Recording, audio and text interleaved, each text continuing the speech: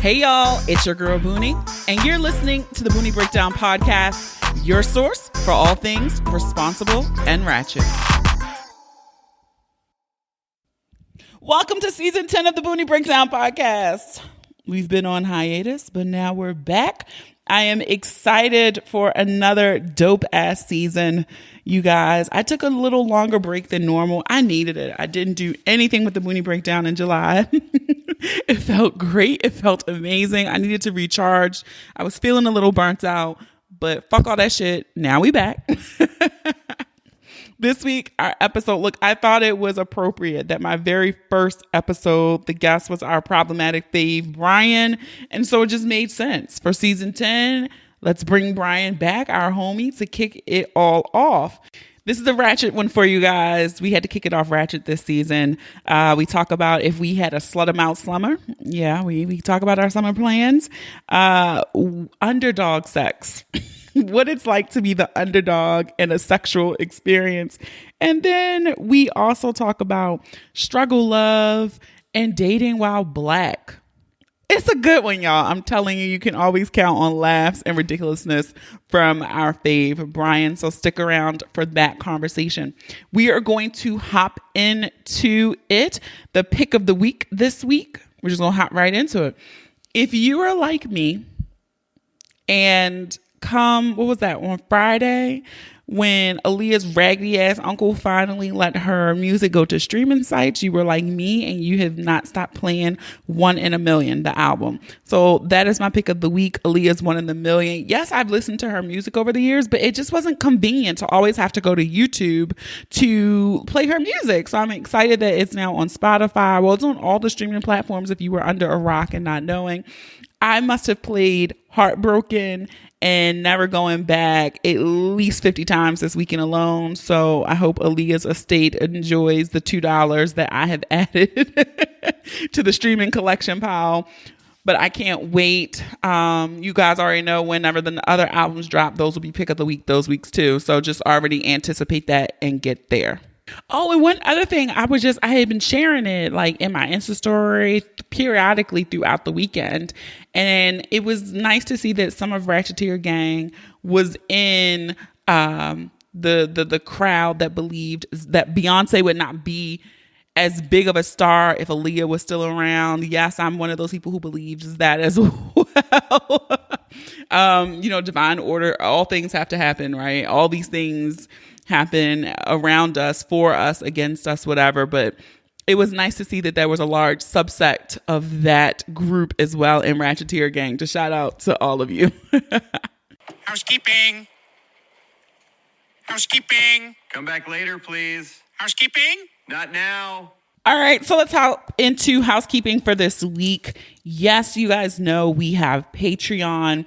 Shout out to Patreon gang. You guys are great. We just wrapped up last week. Our live event schedule got thrown off. It is usually first Thursdays with Boonie, but this week we had a What That Mouth Do session. You guys are great. So if you would like to join our Patreon, what you get over there, depending on your membership level, you can get access to monthly live events. You can get into the group chat that be popping some days. You might even get extra podcasts.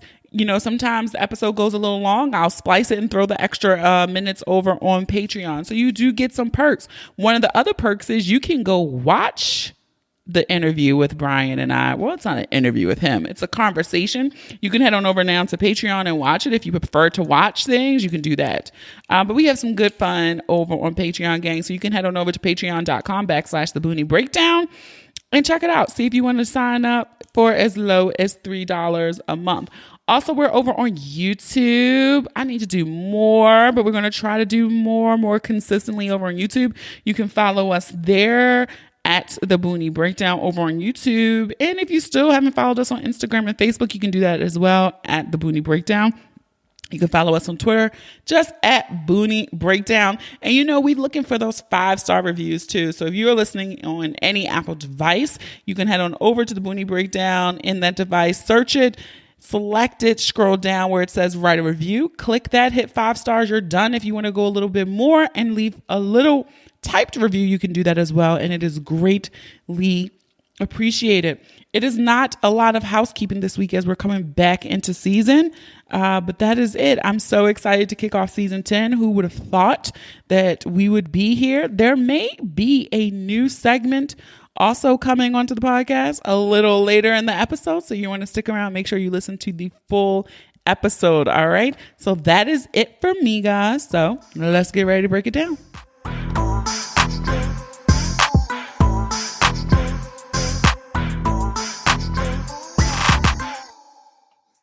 All right, guys. So we're back. Our first episode, season 10. And I feel like I had to have the problematic fave on here only because when we started this shit 10 seasons ago, you were my very first guest. Oh, shit. That's what we get now? Yeah, that's kind of energy I'm on today. Did you get your teeth whitened? No, really it's just, I think it might be I just got the brightness turned up on my phone. Nah, but yeah, I just turned it up a little bit. But no, I mean, I try to take care of my mouth. I mean, I think that's important.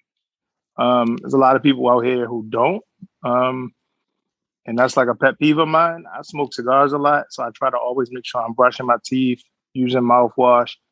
I don't ever want that to be an excuse. Okay, I have to ask you this because I went on a whole tirade on this on Instagram a couple weeks ago. You use a tongue scraper, right? An actual but you clean your tongue all the time. That's the most important. Like that's one of the most important things. It burns me up when I see somebody and they open it and it's like caked up white tongue. It's disgusting. No, when it's on their teeth, when it's like around their teeth and gums, yeah, like gingivitis. Like we could go on this for hours, but let's just say I'm feeling a good energy. I wanted to say congratulations on 10 years, 10 episodes. 10 seasons. Come on, 10 years. Look, I mean, if we doing this 10 years, I need checks for me. I need checks for you, Sheikah. I've been knowing you for 10 years, so that's why I feel like that. But no, like that's really dope. I just celebrated 5 years. I want to thank you for coming out. You always support me. You always right there. You be holding me down. People think you're my twin sister. We just talked about that. Literally. So at the end of the day, if you want to be my twin, I could go ahead and just, we could just call you Bridget. People probably don't even know. For the longest time, I did not believe he was a twin because I never saw his sister. Mm-hmm. But Brian People always think that I'm up to something. People always think that I'm. I did for the longest time. I did not believe you. I have a twin. I'm gonna get us going. Okay. When the last time you were on here, we were talking about summer, like prepping for summer. Now we're on the downturn of summer. Did you have a Slut Em Out Summer? Or have you been tame this summer? No, I've been chilling. Like, that's the whole thing. Like, I didn't plan on it, but it was just a chill summer. I mean, it was like one of those things where I'm like Jordan in the fourth quarter. Like, you just let the game come to you. You know what I mean? More like LeBron. Jordan going to go hard and take everything that's coming. But LeBron is going to make the right pass. The fellas know what I mean. He's going to pass it to the corner, or he's not going to always force the shot with a layup. So that's what I've been on. Actually, like, the place I'm in right now is just like, I'm tired. You tired of pussy or women? Women. Not like I like men. Let's get that clear. I felt like a lot of decisions I made, like little things, resulted in like long conversations, feelings being shared that I just did not fucking feel like. But I respect it. So it's like, it put me in a place where I was like, yo, I just don't want to deal with nobody right now. Interesting. I don't think I've ever heard you say that. Yeah, it like get to a point where you get tired. You know what I mean? Like maybe like a year and a half ago, I was like, look, I got 1.5 summers left. Or, the pandemic had fucked it up. So this was supposed to be my last summer anyway. I guess that shit is trending. Like it's trending towards that. The more therapy I go to, the more fucking conscious I have. Like when you a savage, like you just don't even give a fuck when somebody crying. You like, man, fuck that shit. Like you knew what it was when you signed up. You read the fucking fine print, didn't you? I told you. Saw the brochure. Right. So it's like at that point, you like, look, you signed the terms and agreement. You check the box. You ain't read all the fucking words. That's your fault. You wanted that. You wanted that Apple Care so bad that you fucking just checked the thing and you ain't even read that. If you dropped it in water, you might get the new phone. Guess what? You fucked. So that's how I used to carry it. But now it's more like, I feel a little bit more responsible for the decisions I make. So it's like personal accountability. Look at that. yeah, so it's like one of them situations where I'd rather just fall back instead of feeling like I'm taking somebody else through that same situation of like not wanting nothing, just wanting to fuck and hang out. And then in their mind, they feel like, oh, like I thought, no, you thought. But at the end of the day, like I just don't feel like dealing with that shit. So I had a very low key summer. That is interesting. Look at you growing up and shit. Look at therapy working. I'll do another round of applause for you. 10 seasons. It took 10 seasons. Look, I didn't have a Slut Em Out Summer either. I feel like the pandemic really just is still fucking shit up. It is. It really is. I was thinking maybe like a fuck 'em up fall or some shit, but the fall looks fucked up too. I mean, like I said, you gotta let the game come to you. Though. Yeah, you gotta let the game come to you. I mean, at the end of the day, like you can't press it. If you start pressing it, you take bad shots. You mess up your shooting percentage. You wanna keep a high percentage. You know what I mean? Like you don't want to turn the ball over. You're turning the ball over because you're forcing it. It made me realize I've been on the same piece of meat all year. That's good sometimes. It's preparing you for that when you walk down the aisle. Just imagine 20, 30 years of the same penis. Unless y'all be swingers. Unless you become a swinger. I mean, I don't know if that's an option for me, but those are options for people. Yeah, I think it's a great option. If you have that type of solid bond with your partner and you really just kind of like don't care, I think I'm gonna walk that back because to your point, I've really never been with anybody longer than 2 years. And so it might be a different conversation when it's like you said, 17 years of the same dick. We might have to have a conversation. Let's try some new things. Yeah, I mean, you could go to a swingers club, but you ain't gotta fuck somebody. It might just be in an environment with your mate doing something different. You know what I mean? Because the biggest thing what most people think they go to swingers clubs or nudist beaches is that like they're gonna go and see people they want to fuck, but surprise, they're terrible. So when you walk in Taboo, I tell everybody go sit in the parking lot if you don't even have to go in, just sit in the parking lot and watch who goes in. Yep. You sit in the parking lot and you just be like, so you walk in and you be so fucking disappointed because at the end of the day, like, I feel like, I walk in there, I'm already kind of cocky anyway, so I already feel like, I got one of the baddest bitches on my arm. So I walk in and I'm like, oh, bitch, get over here. Bitch, get over here. Put a sign on your shirt to say we ain't fucking nobody because these niggas keep looking. You're the best thing in this motherfucker. But it's not even close. Like, but for I ain't real, even seen the bitch I'm willing to trade with. Like, no, get over here. No, but for real, if you've never, just go sit in the parking lot. Sit close to the door. Watch as people go in, and you'll see. I've been to multiple in-state, out-of-state. The shit is real, and it don't change. Like, at the end of the day, it's a lot of old people who like you. They get to that 17 year, and they be like, fuck it. We got to try something new. They got to try something new, and they don't care who around. They just fucking right in the wide open. Everybody sharing the couch, and it's just dark and damp. Let's just move on. It's dark and damp. I had a question because you just said something like, which made me trigger something. Because I have this theory that I feel like people who are super good looking aren't really that great at sex because they don't have to be. Just my theory. I'm curious if you're listening. Do you agree? Because I feel like they rest on the laurels of their looks. They don't feel like they have to do much more. I wouldn't know because I don't think I'm super good looking. So I don't look at myself and be like, oh, I'm this pretty boy. I walk in the room and it's just like, oh my God. Like, I think I'm handsome. Like, I think the same thing. Like, I think I'm pretty, but I'm not. I'm not walking in the room and everybody's like, shit. Like, I know that as well. So I think that's living in realism, being realistic. But I just feel like, I don't fuck some niggas who will turn heads and the shit wasn't hitting. And I feel like it's been consistent.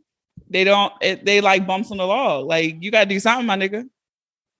I don't know if that have anything to do with anybody looks. I think some people just. So you think ugly people fuck better? Like they got they more than gotta like. give you some. They gotta give you something. I know it That sounds might be so true. terrible. Like, so that's the Ugly thing. Like, people are going to guys fuck have the this shit out of theory you. that's what guys have a theory about big girls. So we Yeah. feel like big girls got something to prove. So one, they give the best head.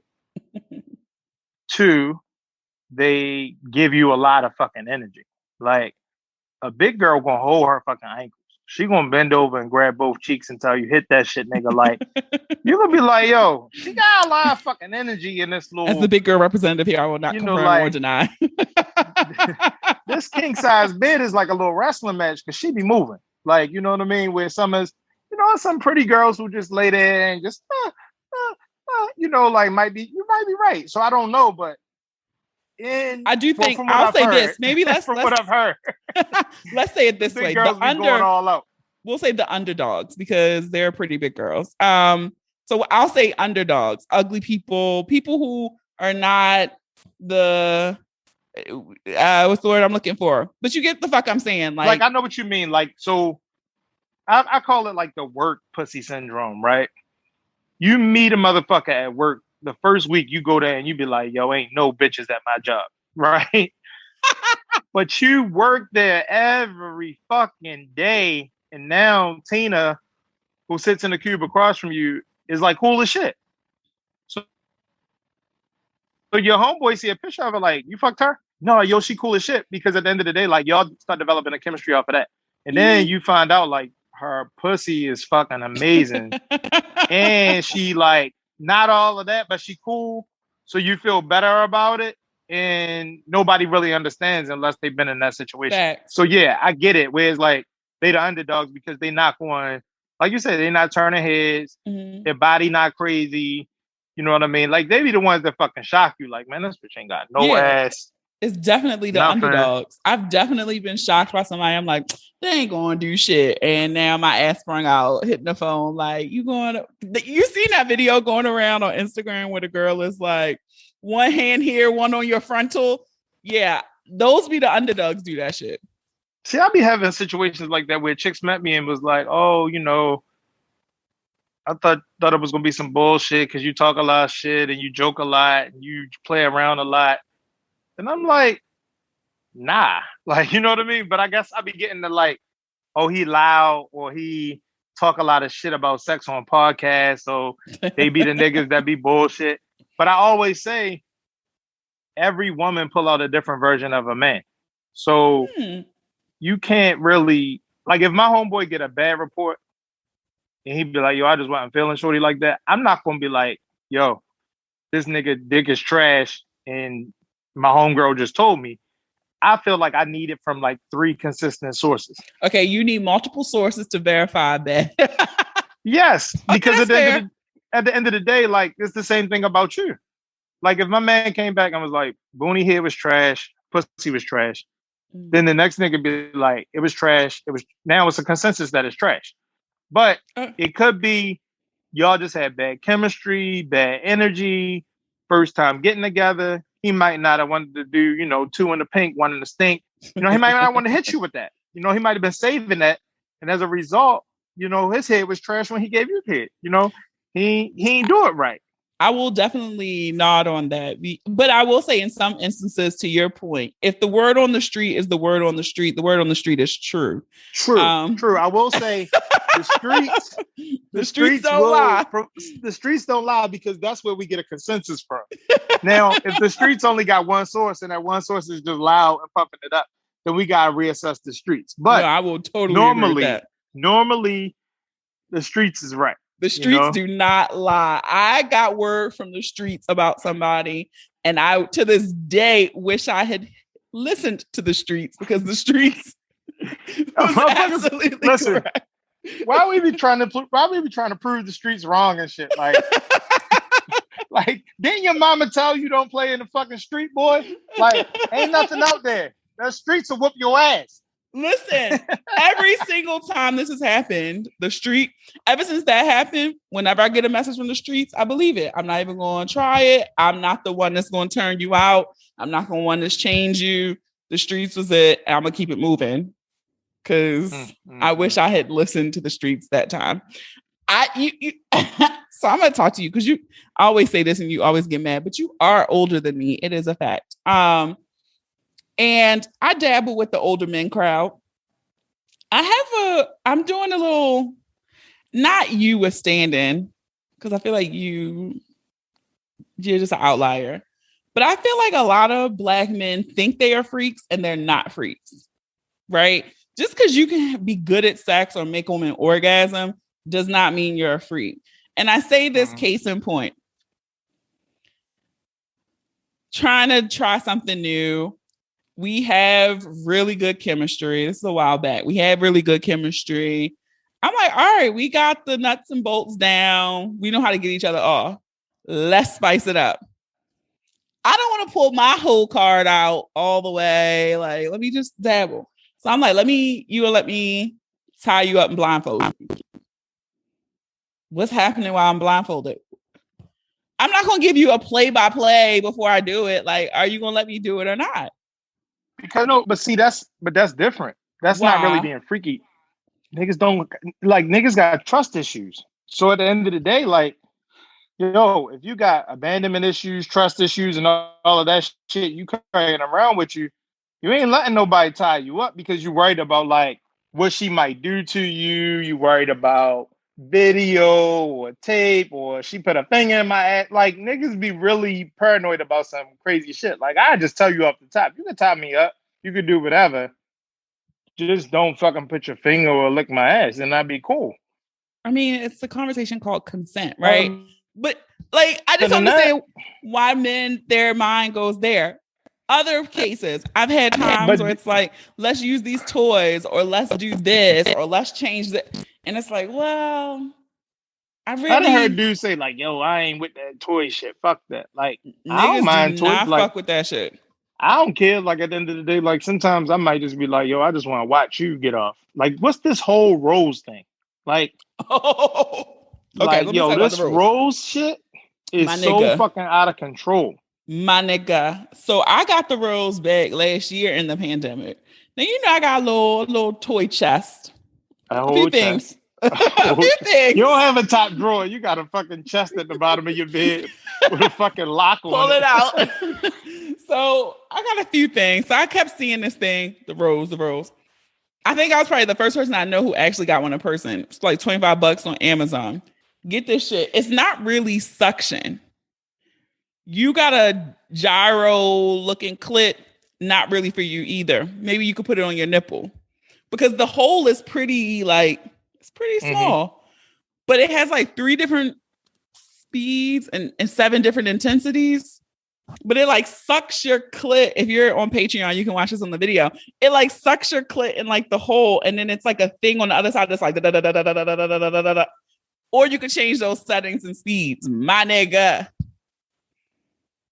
Gush City. Shit been all over my fucking timeline. City. Listen, I'm sitting there like, yo, this shit is crazy. Like, yo, if I see another thing about the fucking rose pop up, it's like literally within the last 3 weeks. Yeah, everybody's it's to the point where if I log on Amazon, this shit might come up in my recommendeds because it's like, you know how they hear what we talk about. They listen to everything you say. But the shit I've had mine for over a year now, and it's legit Boonie approved, 5 stars. It's going to get you there. Now, if you don't like direct clit stimulation, you might not. It's not blowing no air like the fancy joints. It's literally like sucking like your enlarged clit into a hole and just pretty much like that. Yes, on mad different speeds. Look at this. If you're on Patreon, look at the tongue. Look at that tongue. He's a freak. No, I'm just saying that's like what it's doing, right? But yeah, that's literally what it's doing. This shit is bomb. It's mimicking that motion. Okay. You want to spice it up even more? You could put it on your nipple, then use another toy on your pussy. Okay. Y'all heard it from me first. You heard it from Boonie. Hey, if it's Boonie approved, go out and get your lady one or go out and get yourself one.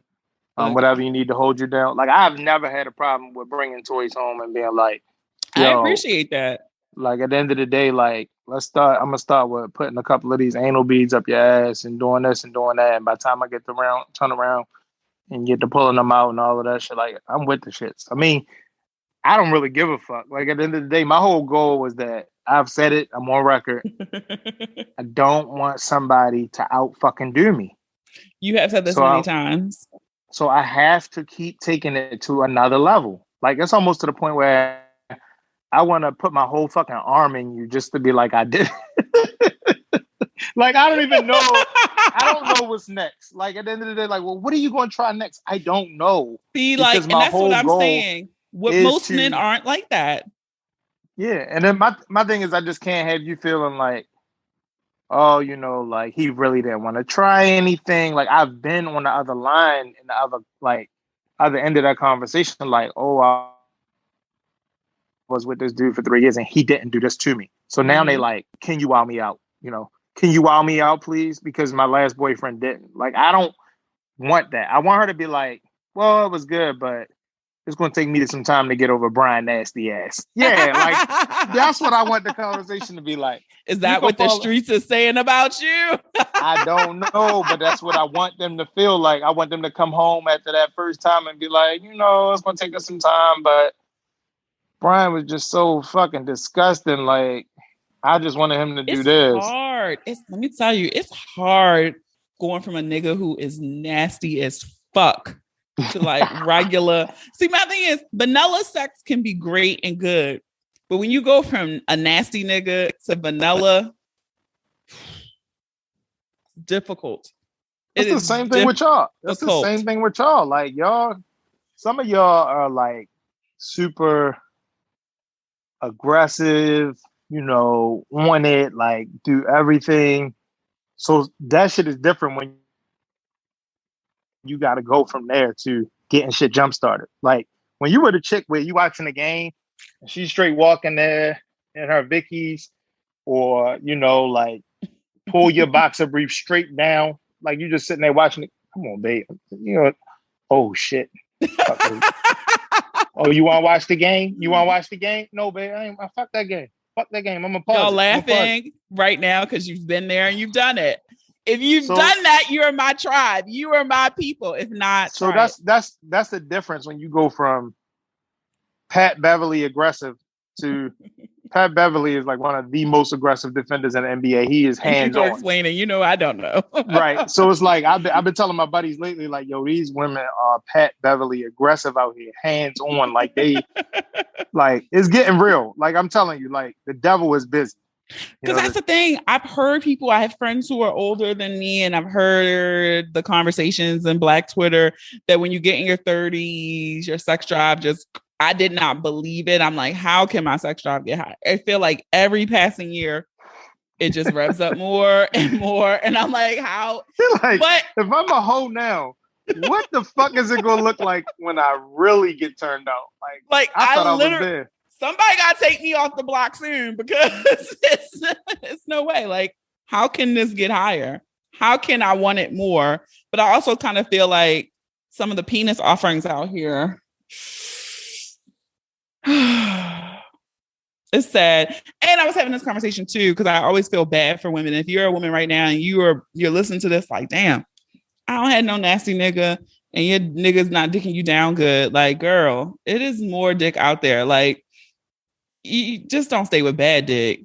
I tried to make it work. You cannot make it work with bad dick. Like, he has to be like super rich and willing to trick off on you or take care of you for me to make that work.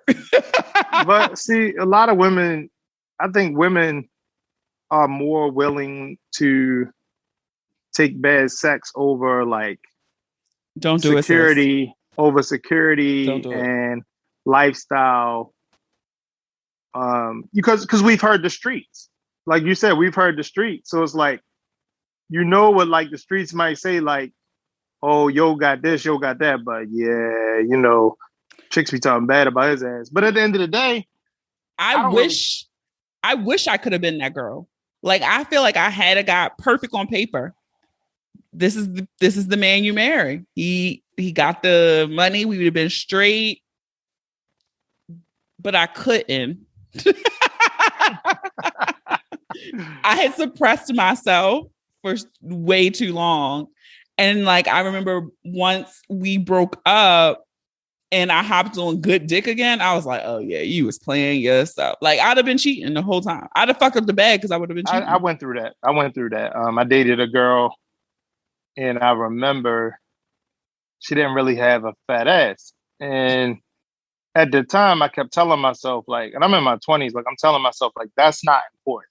That's not important. The Mm-hmm. important thing is she's a good person. She's this. And I'm just trying to convince myself. And I remember, like, I went to Eden's Lounge, right? And Oh, there was this, R.I.P. so it was this girl, she had a fat old ass too. So I'm like, damn, this bitch fat as shit. So I see her getting into it with some other girls. So I run over and grab her, but I'm kind of like putting my dick on her butt and I'm like dragging her away. And I'm like, yo, just step outside, just step outside. And she just was like, who are you? Get off of me. And I'm like, yo, calm down. You don't even know, like, I seen them bitches about to bank you. Like, let me walk you to the car, make sure you're straight. So I use that as a time to really like push up on her, get her number. Man, she brought that fat ass over my house. I was never the same with my girlfriend again. Like, I just wasn't the same. And then not only did she not have her ass, she always like kept being like, KY jelly time. I'm like, oh my God, you too fucking young to be using fucking KY jelly. Like, we 25. Like, what the fuck? Lube And is she'd be like, okay.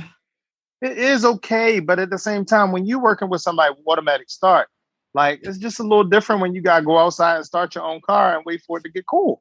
Like Yo, your analogy game today. listen, it's a difference. You haven't listen. If when it's 0 fucking degrees outside, right, and your car is outside, you hit that fucking button from the window, and you go out and get in that toasty ass car.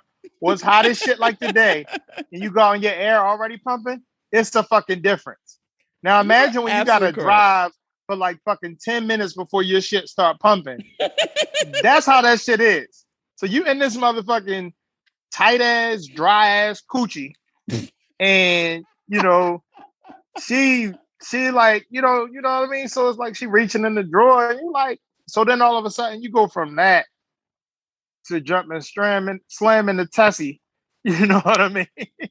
Yo, you sit there like, yo, that's when you realize like I can't settle. Like I can't Yeah, that's settle. the like that moment. I remember the exact moment when I was like, you know what? This is it. This is over. I Like, this remember is the 20s, exact yo. moment. Like I'm I literally got caught cheating. I got caught cheating too. I did get caught. I wasn't cheating, but It was I worth it. literally remember being on all fours.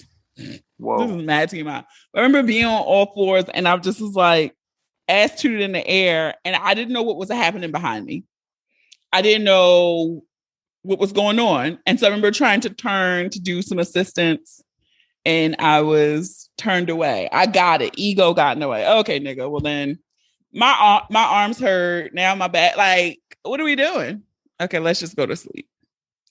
So yeah, that was the exact moment that I was like, I got to go because I'm gonna be cheating. I just don't want to be a cheater, so I just leave. All right. So what else going on today? I don't What know. else going on in this episode? But your analogy game has been on point. I just want to. I do that all the time. You've I don't done know why. sports. We've done cars. I don't know why I do that all the time. Where I just like that's the best way I can explain things. But it works. Everything You I do. paint the fucking picture. I do have a topic. I was listening to another podcast, and I feel like this guy, you would actually enjoy him. And he like wrote a book, and he was talking about it on his podcast, and it was like, you know how, and I think you've alluded to this before, but we've had done so many of these now. I can't remember every conversation we talk about, but I think you did, where he was talking about women always allude to the time when dating was great. Like, we got to make dating great again. And he was like, but when was dating ever great? Like, what is this era of time that us women are referring to when dating was great? And I feel like you have said this before. Maybe it was not on the podcast, but to me personally, well, I think you were like, no, you did say it on the podcast because you were like, I think it was Chrissy said something like, back in the 60s, and you were like, yeah, tell me about it because you were there. got me thinking because I'm like, shit, we do talk about this yesteryear of dating. And the shit was probably trash then too. Yeah, I mean, so the only thing I can think of if we going back in time is thinking of the fact that people actually dress like they cared. So I will say, like, when you look back on, you know, the old movies and you look back on old pictures, like a dude didn't come pick you up without his best slacks and shirt on. You know what I mean?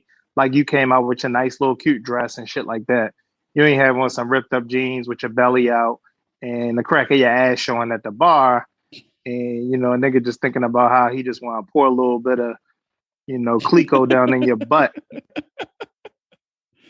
Suck it out. In your So butt it's like, crack. it was a little, yeah. So it was like a little different where like women actually were like women and men were actually gentlemen. You know what I mean? It was like, y'all had a little bow in your hair and shit or a little flower, you know, Bring you a little flower before you pick you up. Billie Holiday. But, you know, at the end of the day, like when you flip it, recently everybody's been attacking grandfathers. Have you seen that shit? No, like, what's going on with the grandpas? Yeah, what's been hella memes and tweets like nobody in your family wants to dress it, but your grandfather was trash. He treated your grandmother like shit. Oh, he cheated all the time. Like, just because he was like the patriarch, everybody acts like he was so godly. That motherfucker was trash too. He had a family around the corner. And then it's like, when you think about it, you be like, yo, we are not the original whores. Our grandfathers did this shit. They was fucking goats. Because I know when my grandfather passed away in 01, so 20 it had to years been ago. like, yeah, so it was like 01 or 2000 or something like that. I remember being in college and I remember my mother saying, like, we just hope that this family from Virginia don't come up here. Because my grandfather would go every summer to stay with his sister who lived in Virginia, and he would be down there for the whole summer. So it's like, shit. You know, it was chances that, you know, it wasn't like nobody was going to tweet my grandmother and be like, yeah, bitch, he got a fucking baby by me. Ethel, he's with me. Right. Nobody was going to send her IG picture with these kids to her DM under a fake account and be like, yeah, your husband ain't shit. So at the end of the day, like, it wasn't like a secret. This nigga was light skinned, fucking hazel eyes, fucking a Navy guy in shape, big ass arms, pluck the shit out you with one finger, knock your fucking socks off. So I know he had him. Like, I ain't get this shit from nowhere. Like, it's I know genetic. This shit is genetic. It's always that's why you gotta know your family. You gotta know your family. Listen, that is one of my biggest fears out here. It's like these papas it was a lot of Rolling Stones, right? And my only hope is that the genes are so strong that I would know, I would look and be like, nope, that's a relative. Yeah. I just feel like, right. But that's funny that you said that because, like, I don't know if dating ever was great. Like, to stay on topic, like I remember learning less is more the younger I was. Like, when you try to do too much on a date, like, you totally don't get anywhere. The less I do, the further I get. Yeah. So my snowball, you know, I know somebody out there stealing my shit. Snowball stand been hella crowded. I definitely went on a snowball date. I ride past readers. I see all y'all out there. Y'all stealing my shit. But the whole point is the shit works. Because despite what these dumbass people will put on like TSR, you know, will you go on a date for a walk? And they be like, no, somebody got court me. They stupid. They dumb. Like, nobody, my time is just as valuable as your time. I'm not here to try to impress you. Yeah, like my thing is if you got time all day to go play on dates, you're not for me anyway. Like, you're probably not a good mother. You probably don't have a great job. Like, you just got time to be out dating niggas all week. Like, if you really got like shit going on, I gotta get on your schedule. Wait a minute, you're being like the anti Kevin Samuels because Kevin Samuels said, I never thought I would do this to you, but Kevin Samuels said that niggas didn't care about that shit. No. I'm not saying that we don't care about it. The fact of the matter is, if you're talking about like building something serious and we going on a date and I'm really trying to get to know you, you're not just gonna be readily available every time when I be like, yo, come do this, come do that. You got shit going on. So when I finally say, hey, if you got a free moment Wednesday, like, hey, meet me here for, a coffee or meet me for a snowball. You know what I mean? Like most women I meet, I'm 40 years old. I'll be 42 next month. They got kids. Like it's very rare that I meet somebody who does not have kids. So it's not like they can just jump out the house and go to dinner and do shit when they want. I gotta get on your schedule. I gotta get on your agenda. So in part of that, me getting on that agenda, I don't want to waste your time. And at the same time, like you shouldn't want to waste mine. So I don't want to start it out where we just sitting at dinner and we know nothing about each other. It's like dead silence. Like I want to talk to you while you're at work. Let me talk to you on your lunch break. Maybe we can build a bond there the way our first date don't have to be at the snowball stand. But I want to at least log at least some good phone time in where I feel like I've made a fair assessment to feel like we can talk over dinner versus we get there and I'm just like, so what's up with you? And it's just like boring as shit. No, that's a good point because I recently just went on a first date and somebody was like, "Oh, how did it go?" And I was just like, how was the but sex? I did not fuck him on the first date. But it was literally a situation where I ran into this guy while I was doing errands, and then literally that night he hit me like, "Let's go out to brunch." The next day we went out to brunch, and I appreciated the follow through. He was no games. So when the person asked me, it wasn't a bad my response wasn't bad. Like it was what it was. It's like I still don't know this nigga, right? Like this is the first conversation we ever had. Right. It was cool. It was nothing bad happened, nothing amazing. It was cool. That's all I got. I feel like the expectations people have is I think it's just like I think the expectations with dating and it's just with dating. Listen, make talking on the phone great again. That tech shit is why a lot of y'all motherfuckers, a lot of y'all dudes out there can't get no pussy because I will nod in much agreement. So women will say, I don't like to talk on the phone. I text all the time. No, fuck that. I'm gonna do what the fuck I do. And if I'm captivating enough, you're gonna stay on that fucking phone and you look up and we've been talking for an hour, 2 hours, 3 hours. Yes. And then you like, oh my God, I ain't did this since high school. The pussy is mine. The pussy is mine. Because I did something that other niggas couldn't do, and that's hold your fucking attention. But you can't be like, text, hey, what's up? How's your day?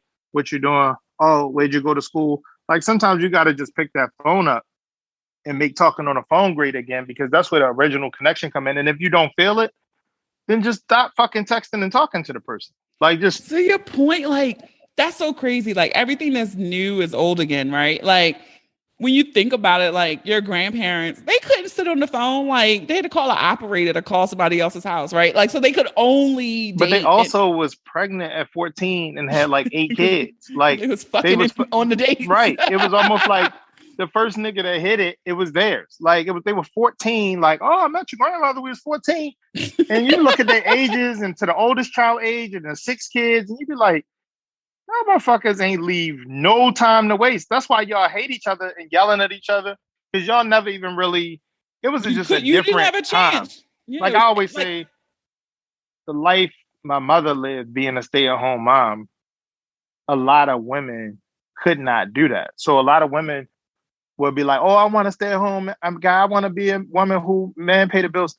The difference is, it's not no vacations to Jamaica with your girlfriends. It's not no bags on your birthday. You're not going out with lubes on, unless the guy's a millionaire. You know what I mean? It's a huge fucking sacrifice to say, we're gonna stay home. I'm gonna stay home and make sure the kids are good, but we're gonna survive off the bare minimum. Like I remember my father literally being like, "Oh, I just get my soles on my shoes replaced every year because y'all need back to school clothes and I'm the only income." And the whole time he was kind of bluffing, but he was making sure that when we were older, he was set to do the things he do now while they retired. You know what I mean? So it's like, I remember my senior year, this motherfucker come home with a Jaguar. The fuck? Fuck you get money from? Because you've been telling me all these fucking years that we don't have shit. Fuck you get money from? So it's like, I understood then, but I understand even more now because I pay the bills and I see what it takes. If I had, a woman living with me and she ain't work, like we might not even have a fucking date night. I mean, it's true. We're gonna put a fucking blanket in that living room. But it's true though. Like I know like people are like, you listen to all the financial people like you should live on one salary, but like what is the quality of life and how are you living that way, right? And so these expectations of I should have a $30,000 engagement ring and we're gonna go on date night 2 nights a week and all this shit, but I want to be a stay-at-home wife and mother. The math don't math. We literally saw, I've put it in my Insta story. If you don't follow me on the Boonie Breakdown. I put it in my Insta story because it blew my fucking mind. Everybody out here, Balenciaga down, Chanel down, Dior down. It's crazy. And it says single black millennials, only 2% of single black millennials. So I think that was 25 to 40 make 6 figures. 2%. That's crazy. But everybody, like, so I'm like, how the fuck is everybody living? And I'm not trying to, and I'm not bragging or boasting. I've been good since I was 22. You know what I mean? Mm-hmm. I've had times when I fucked the money up. I had times when, you know, I lost my job. You know, times when I hit you and like, Boonie, I got laid off. Shit happens. Life happens. I got kids. So yeah, the money I've made is completely different to somebody that's a single millennial. But even at the point where like, you know, I was 24 when I got my house built and moved into my house downtown. You know what I mean? Which was a very nice house. And it afforded me a lot of luxuries to be able. Right.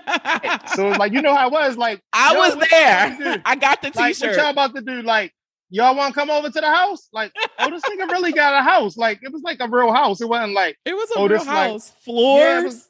Yeah, right. It was like wood floors, fireplace, granite. Multi-level. Like, it was very nice. It wasn't no bullshit. You know, it was like rooftop deck. Like we was in action. But the difference is like with a lot of these younger millennials, they are trapped in like trying to find themselves through labels. Like, yeah. So I blame it's social so media weird for this to me. shit. It's so weird to me because fashion to me has never been about what labels you got on. You know what I mean? Like it's always been about like, oh, you can dress or you got style because you can put some slick shit together.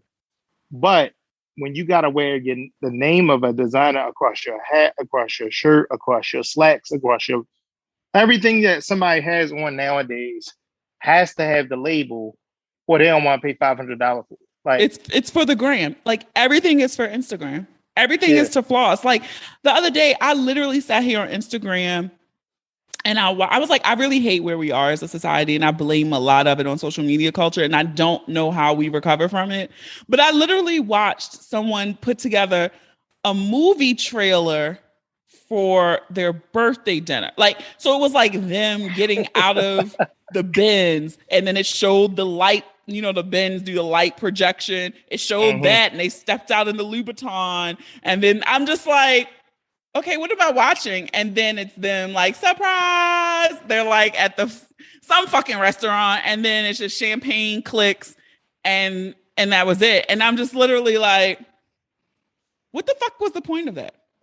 Yeah. Like, are you going to show, like, did you pay someone to record this and do this whole thought out process to show your grandkids in 30 years? Like, what did you do that for? Yo, I be wondering sometimes where people get all this money from. Cause I be like, I literally want to know. I really think I make decent money.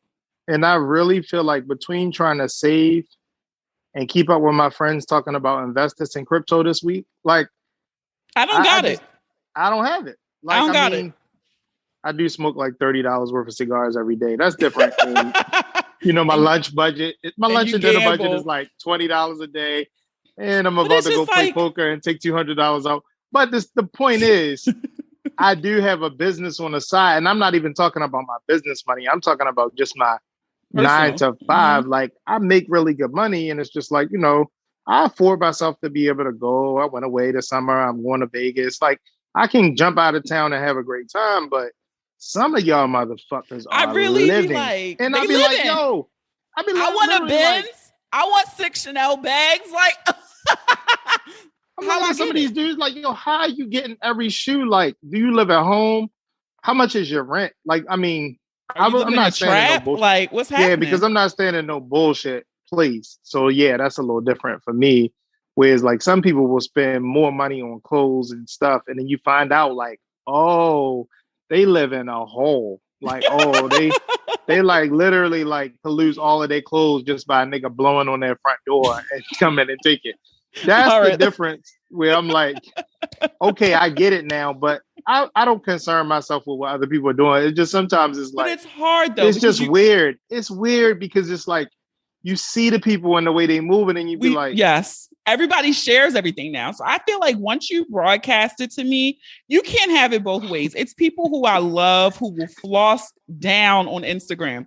You can't share me every time you go shopping. You can't show me every time you get on a fucking plane. You show me the house, you show me the cars. That's an invitation for me to inquire. Because you share everything. If you didn't share shit, I wouldn't know.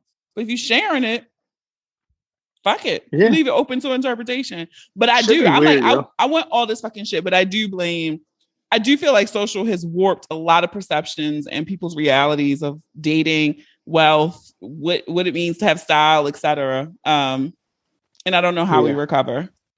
Right. So I got to ask you this one last question before we wrap up. Okay. Are you shutting down your OnlyFans now? I don't have an OnlyFans. I'm working on my book. You writing a book? Yeah, from whore to husband. All right, ladies and gentlemen, that was it. From whore to husband, a self-help guide for men trying to get out the game and piece themselves together to become a wholesome husband. Nigga, do it. That shit would be fire. It could be an Amazon bestseller. Trademark pending. Don't steal his title. It was here first.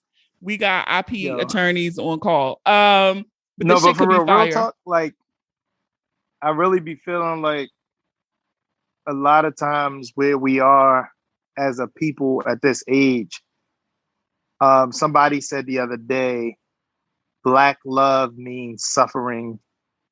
When they see people saying Black love to anniversary couples and the couples look tired and worn out, and you know deep down inside that nigga ain't happy, are we really celebrating Black love as like a suffrage? Like, because that couple stayed together 10 years and you know he's been caught cheating and you know she ain't shit, or you know she's fed up and tired, should we be celebrating these couples? And I thought this shit was funny. It was like a tweet or something, but it made me think, because when you're around a lot of people, couples and men, everybody just seems like, I don't want to go home. I'm fucking tired of that bitch. Or I'm like, so my thing is, like, I feel like where I'm at 42 being single, I feel like I have the chance to marry and be happy versus somebody who has the longevity and is not happy. So let me know what you think about that, because I feel like the younger marrieds who fought through all of the years of growth and they went through it together. And I applaud that shit. But it's so much shit that y'all fighting through just to love each other. And you see the shit, like on the anniversary picture, like, y'all don't even fucking want to hold hands. Like, happy anniversary. I literally will agree. It was a tweet going around. I never liked the Black Love show, and I know people do it, and I get it. A lot of Black women, and even Black women I know, romanticize marriage and love in a way that I think is a little unhealthy. But it was a tweet going around this weekend about some clips from that Black Love show that was on OWN.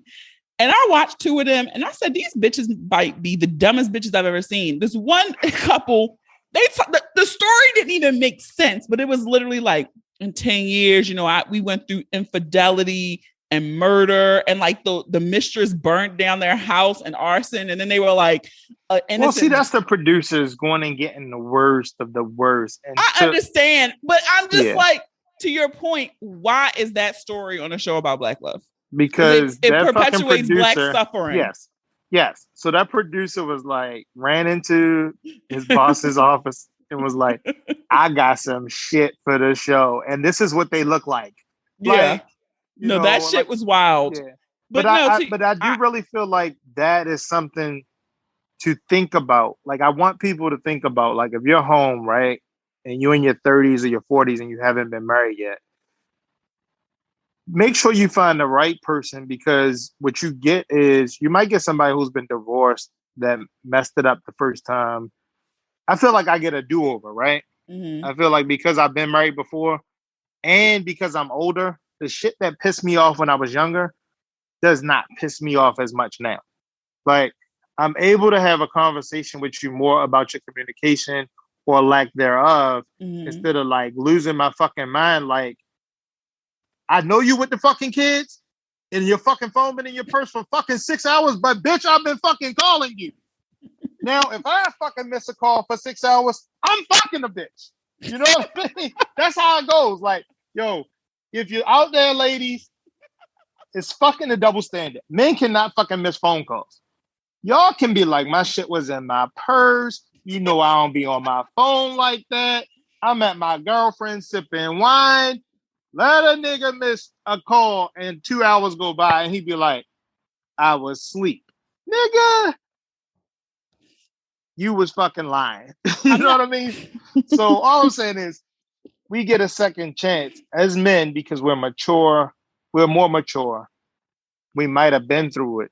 We might have felt like, okay, you know, I learned from this. Like, so it's important if you're dating somebody who has been married, who has been in a relationship. What did you learn? Like, ask real fucking questions. Like, what did you learn? I like that. Yeah, like some women are not willing to ask questions to find out, like, oh, what did you learn? Like, did you cheat? Like, some people don't want to ask the hard questions. And a lot of dudes are like, no, I ain't cheat. No, just say that. Be like, yo, I fucking cheated. Like, why? Honesty is so refreshing to me, but I also find that get you a lot of pussy. Honesty will get you a lot of pussy. I do appreciate honesty, but I also run into a lot of men who don't believe me when I say what I say, because of past trauma, and they're like, nope. Because I know if I say this, then it's gonna be this, and I'm like, no, I want you to tell me. If you do not want to fucking go to this show with me, just fucking tell me. It won't hurt my feelings. Like, right. It won't, because if you ask me if I wanted to go to the Ravens game, I'm going to say, no, take your homeboy. Like, I don't want to go. Right. But see, this is the shit. Like, if there's some guys listening, or like for you, like, I know, like, if we had met and we was talking, right, and you was like, so did you cheat on your last girlfriend? I would be like, yeah, you know. And you'd be like, why? And I'd be like, I didn't love myself enough to discipline myself. That's gonna get me some pussy. Get the fuck off my show. Yo, I don't know what the fuck just happened, but listen, tell me that shit wasn't fire. It might have got my drawers off that night. You might have been like, you know what? And I do know that he cheated on his ex, but that bitch is kind of weird. And you're gonna be like, he's a good guy. So at that point now, like, I own my shit. I grew from it. I'm still not going to be with you, but we had a great conversation. I mean, that is real shit. It probably would have got my panties that night. Yeah. I know somebody listening right now like, damn, let me slide in his DM again. Brian, it's been so wonderful having you here kicking off season 10. Season 10 to the moon. Listen, you're fucking hilarious. I appreciate you. All right. Talk to you soon. All right, guys. Before we wrap up this week's episode, I do want to introduce a new segment that will be in some episodes, future episodes in season 10 of the podcast. So if you are not following me on Instagram, which at this point, I'm not sure why you still aren't, at the Boonie Breakdown, I have talked to me, Talk to Boonie Tuesdays, right? And so a couple weeks ago, I did a confession thing, like, tell me your confessions, Boonie's confessional. And so now the new segment to the podcast is Boonie's confessionals. So there is, if you go to any link in any profile on social media, there is a link that you can submit your very own Boonie's confessional. They are anonymous. I do not say your name. And you just shoot a quick message, as long as detailed, as short as possible. All right. And so we're going to kick off the very first Boonie's confessional. We'll have a little like cute intro music next time this is featured. But I had to set it up to explain to people about this new segment, because it's the first time I'm adding a segment in a few seasons to the pod. So here we go. Our very first Boonie's confession. The subject was painting by numbers. Boonie, my college boyfriend, broke up with me because I painted his dick during anal. Earlier that night, he fed me rice with corned beef. My body had no choice but to give him a paint job. Took me a while to get over him. Well, thank you for sending in your confession. Peace be with you, my child. How petty though. Like, I don't know if I would be devastated if somebody broke up with me because I shit on their dick during anal. Like, I just feel like during anal, that is just one of the risks associated with anal. You're sticking your hard ass dick in my anus. That's where shit comes out. So especially if it was impromptu anal, you might get a little residue. And if you have a big dick, you going deep in my anal cavity, like, you might get some shit on it. And I just feel like that's one of the hazards of that particular position. But thank you so much for sharing your paint by numbers confession. And again, peace be with you, my child. All right, guys, that is it for this week's episode. I want to thank the homie Brian for always holding us down with so much ratchet insight and so many great laughs. So again, be sure to support his brand, Creative Culture Lifestyle. If you have not, get some for yourself, fellas. Ladies, buy some for your uncle, your daddy, your boo, whoever. He also has some great dope merch as well. So be sure to support Brian's brand. And if you enjoyed this episode, I encourage you to listen and subscribe to the podcast on Apple Podcasts, Spotify, Amazon Music, Stitcher, Google Podcasts, iHeartRadio, YouTube, or any app that you listen to your favorites on. Don't forget to leave those 5-star reviews too. You might just hear your review on the next episode. Follow us on all social media. Share the episode with those you love, those you don't love, those you fucking hate. I don't make these pretty images for nothing, okay? Have a dope ass week. Stay healthy, safe, and sane. Thank you for listening. And remember, the ratchet in me always honors the ratchet in you. Namaste. Until next time.